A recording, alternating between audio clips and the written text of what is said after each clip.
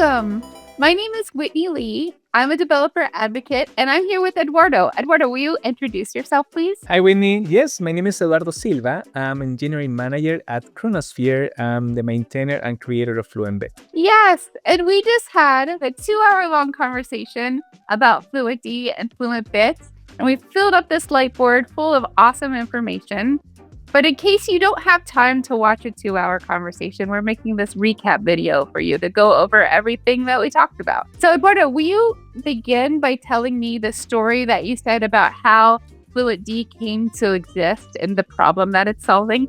Actually, when people play in this space of observability or log collection, whatever it's called today, people want to just analyze data, right? That's the final goal in people's mind. But to analyze data, you need to go some step backwards and say, okay, how do I collect the data? How do I process this? And then how do I send the information to a central place for data analysis? And that's where Fluentd comes in, right? As a solution that allows you to connect data from different sources of information like files, firewalls, syslog, be able to process the information and connect to different backends, vendors, or storage where you can send this information so you can do data analysis, which is the final goal. Fluentd used to be called what the unified login layer was created more than 12, 13 years ago. It predates Kubernetes. Yeah. Yes, pre-Kubernetes. I think that Kubernetes was being created at the same time in private before, it was after Borg, right? That's what I learned from the Kubernetes videos. So Fluentd aimed to solve this problem where you have multiple applications, different sources with different formats, and getting this standardization or unique format for data processing was really hard. Actually, everybody was solving this problem by creating their own tools for their own formats, their own applications. So it was a mess many years ago. So Fluentd comes as a solution to solve this. Was designed with a mindset of we are not going to support just one specific vendor, multiple of them, and in the future, multiple sources will need to be supported too. That's why Fluentd is a small core with a pluggable architecture where you can add your own plugins or connect the plugins that exist available. Since this seems so awesome, why did Fluent Bit need to exist? Why did Fluent Bit get created? Yes, when we were at that time, 2014, if I'm not wrong, we were reading reports from Gartner and others that IoT devices will be connected in a heavily scale on 2024, this year. Kind of the Skynet for IoT stuff. Internet of Things. Yeah. Yes, Internet of Things, the microwaves are going to be talking to us, our doors, and all of this will run software, and this software will generate login information, right? And we will have the same problem that we had in servers, but at a bigger scale in smaller devices. But Fluentd was not suitable for those devices because they are constrained environments in CPU and memory, and Fluentd was written in Ruby, which is really good, but for a systems level application, it's too heavy, right? Okay. Plus, if you have dependency, Ruby gems is not the use case. So I created Fluent Bit to solve this problem for the future, where Fluentd was created like a child project under the Fluentd umbrella, but instead of being created in the C language, I decided to write it in C language to optimize memory, CPU usage, and all of that, but following the best practices and the best architecture and designs of Fluentd. It's pluggable with the same type of pipelines where you have input, filters, outputs. After Fluent Bit becomes like the next generation of Fluentd.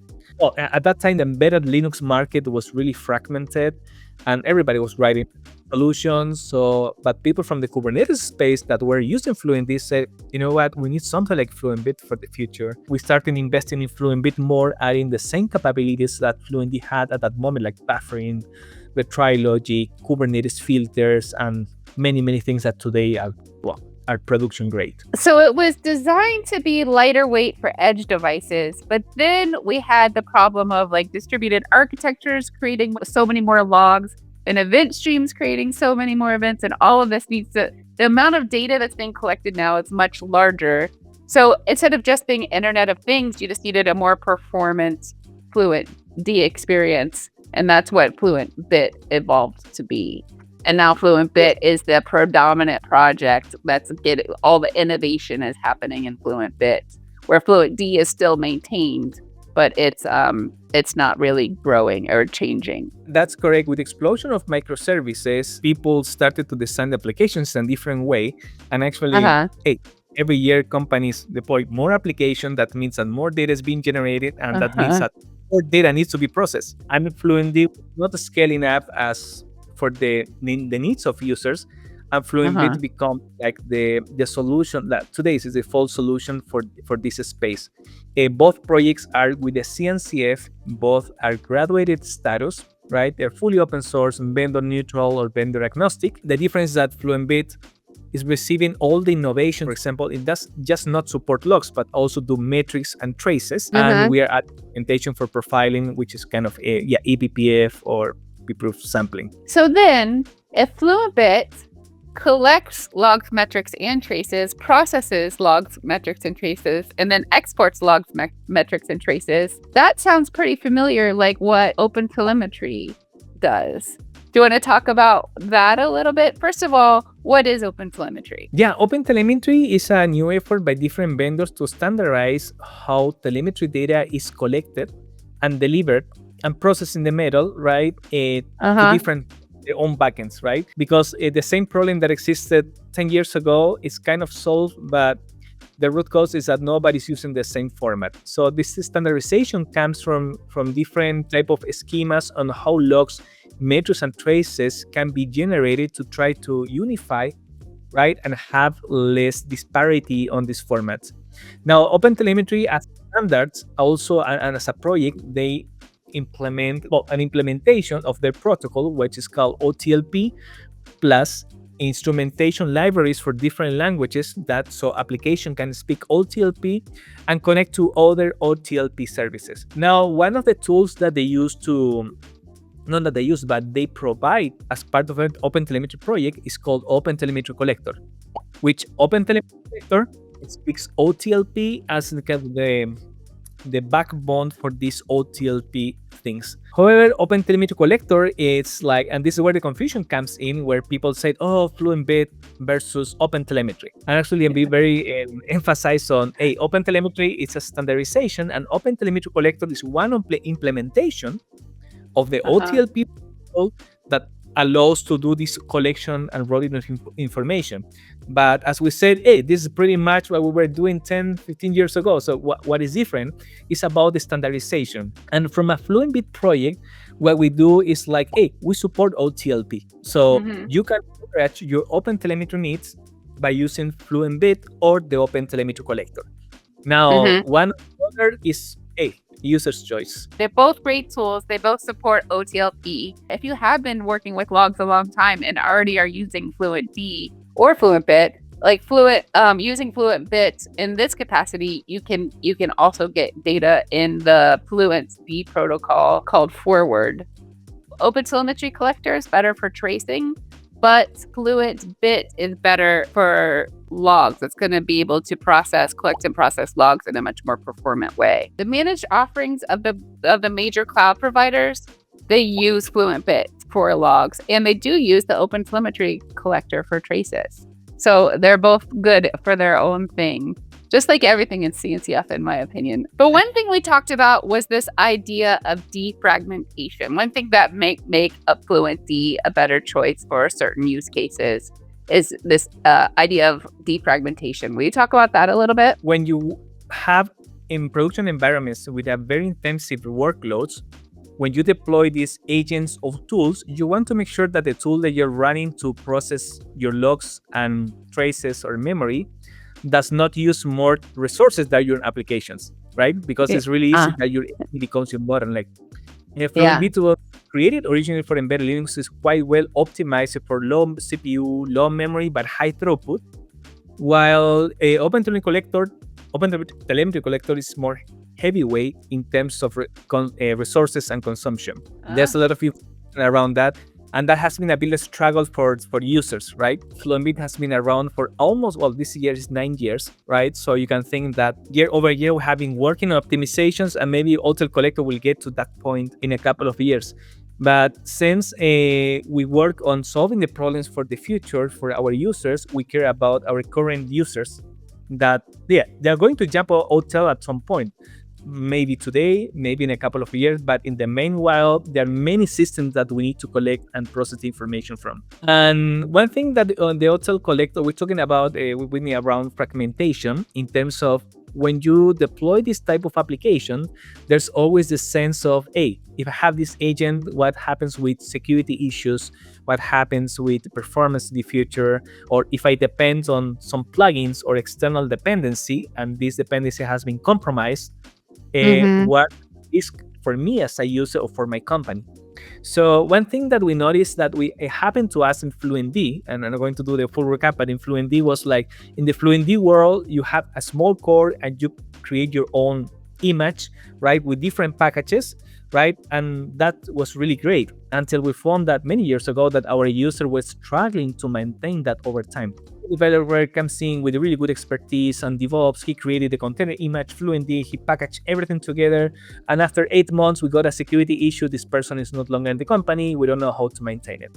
So how do we solve this problem? And the same problem is happening with the OpenTelemetry Collector. Our users said, hey, I'm being encouraged to create my own distribution of the hotel collector. We have the vanilla collector, which is fine, has some basic plugins, connectors, and everything. But if I want something specific for X type of vendor, I have to create my own collector or use the vendor's collector. But from that, I'm taking my own responsibility on to maintain that distribution that I create for myself. Yeah, it's really cool. I create this, but after a couple of months or years, you have to maintain that when it comes about security, outdated packages, or license issues, right? With vendors, that's kind of handled, but I found many users building their own distributions. And I think that it's a problem because it's the same problem that we found with Fluent many years ago. And we solved it in Fluent Bit, where we decided like, hey, Fluent Bit will ship everything in a single binary by default. So if, I don't know, we have one example, if we have 10,000 users, some of them consume Splunk, some of them Elasticsearch, some of them use OpenSearch, some of them Amazon S3. They all are running the same version of Fluent Bit, and they have the ability to consume those services in the same way. If there's a security issue, we ship just a new version, and all of them get the fix right away without any biggest problem. Yeah. However, if you have your own custom OpenTelemetry Collector, that responsibility is on you, right? I think that's good or bad depending on how much effort you want to put on that. But as I said, nobody wants to wake up in the morning and say, hey, I want to do login today and be happy, right? It's not much analysis, other stuff, and not fixing the pipes at home, right? You want to consume. So, and that's a fragmentation problem that we found and then users are being aware of. So yeah, use whatever you think is best. If you're using tracing, my suggestion, use OpenTelemetry Collector. It has great features for processing. If you're doing metrics, I believe that the metrics market runs on Prometheus. That's my personal opinion. But if you want to do all, that's fine too. But for logs, it's Fluent Bit. And if you look at what cloud providers are doing, it's the same. Yeah, they use Hotel for tracing. For metrics, there's a mix between Hotel and Prometheus, and for logs, it's just Fluent Bit. And so then we talked about Fluent Bit plugins. We talked about how they're easy to consume, how they abstract away complexity. And we talked about the 4 different plugin types: input, processor, filter, and output. We talk a little bit about the plugin types. When you have a pipeline means when you run this agent, where you say, I want to connect this source to these destinations, that is a pipeline, and you process in the middle. There's some special cases where the functionality are not enough for your own specific use case, and you would like to extend the pipeline with new features. And there are different ways to do it. Write your plugins could be input, processor, filter, and output in C language, but we know that C is not loved these days for many people. Give you great advantage, but also we provided interfaces to write plugins in Golang, in Wasm, and if you want to do your own custom logic for data processing, you can do it in Lua, because we have all those functionalities right out of the box. So that's actually a perfect segue into our last bit, where we talked about the processing capabilities of Fluent Bit. So we talked about exactly what you just said. If you have a custom use case, you could use Lua to write your own plugin. We talked about how Fluent Bit runs as a DaemonSet and can do distributed processing. And then we also talked about multi-threaded processing that Fluent Bit can do, which brings me to a question. Can you talk about like what is a processor plugin versus a filter plugin? Yes, actually, it's a really good question. Based on an architectural design, Fluent Bit has input, filters, and outputs. It used to be in the past in the same thread, operating system thread or process, right? Then what we did was to separate that input plugins can run in a separate thread optionally and outputs in a separate thread. So that allow us to scale even more. But we hit a point where we found that filters were running with a scheduler, with the interfaces that were doing buffering, data serialization. And we found users and were customers at that time that they have like 20, 30 filters, one after each other. Oh, Was like, oh, we never thought about that. So that yeah. becomes the next, like, right? So people were doing so much processing that we need this strategy, which is kind of divide and conquer, right? To scale up even more the agent. So we come up with a solution that is called processors. That processor add a new way to process data. The difference that processor does not run in the main thread where all this serialization is happening. They run together with the input plugins in a separate thread, very isolated, right? In a way that allows you to scale even more. The benefit of this is that we have native processors that are very, very performant. But actually, if you want to run filters in a more efficient way, meaning faster, that's it, right? You can run filters as processors. So inside the processor configuration, you can load a filter. However, you won't get all the benefits as if this filter was a processor, right? But you get at least a fraction of it. So anyways, it allows you to scale even more. So you can run the Kubernetes filter as a processor or filter modify or Lua as a processor too. That is really good. Well, this has been an incredible conversation. I learned so much about logging, about Fluentd and Fluent Bit. I have one last question to close it out. If I want to engage with the community or contribute to the project, where do I go next? In the Fluent Bit website or the Fluentd, you will find a link to our own Slack where we have a Fluentd channel and Fluent Bit dedicated channel. We have a channel in the CNCF too, but I think that we have more traffic in our own Slack. Also, you can open a GitHub issue, right? Or follow us on our Twitter account, which is at FluentBit or Fluentd, where we share some news. Well, thank you so much for sharing your time and expertise with us. And thanks everyone who watches this. Goodbye. Thanks. Take care.